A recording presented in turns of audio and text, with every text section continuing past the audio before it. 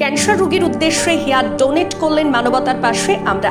সংগঠনের মুর্শিদাবাদের বহরমপুর সাব ডিভিশনের টিম মেম্বার সাজিদা সুলতানা। এই সংগঠনের মূল উদ্দেশ্য অসহায় গরিব দুস্থ মানুষ ও রোগীদের পাশে দাঁড়ানো। আজ তাদের এই মহান কর্মকে সাধুবাদ জানিয়েছেন বহরমপুরবাসী। উপস্থিত ছিলেন মানবতার পাশে পাশে আমরা সংগঠন বহরমপুর সাব ডিভিশনের সহ সভাপতি মৌমিতা ঘোষ এবং উপস্থিত ছিলেন মুর্শিদাবাদ নদিয়ার যৌথ সংগঠনের কো অডিটর ইউসুফ মণ্ডল এবং যৌথ সংগঠনের নদিয়ার মুর্শিদাবাদের সভাপতি আজিজুল হক। যৌথ সংগঠনে 50টা সংগঠন যৌথভাবে আছে, তার জন্য নাম দেওয়া হয়েছে যৌথ সংগঠনে।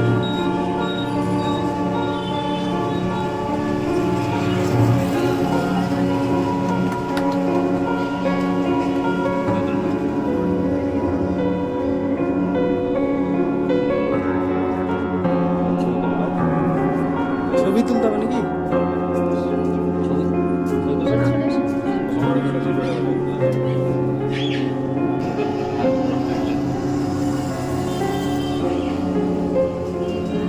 সাজিদা সুলতানা, আমার বাড়ি আইসবাগ ফলতলা।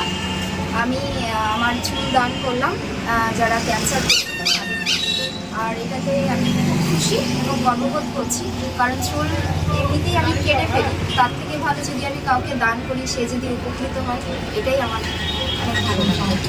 আমি যে সংস্থা থেকে দান করছি সেটার নাম হচ্ছে মানবতার পাশে আমরা, বহরমপুর সাব ডিভিশন।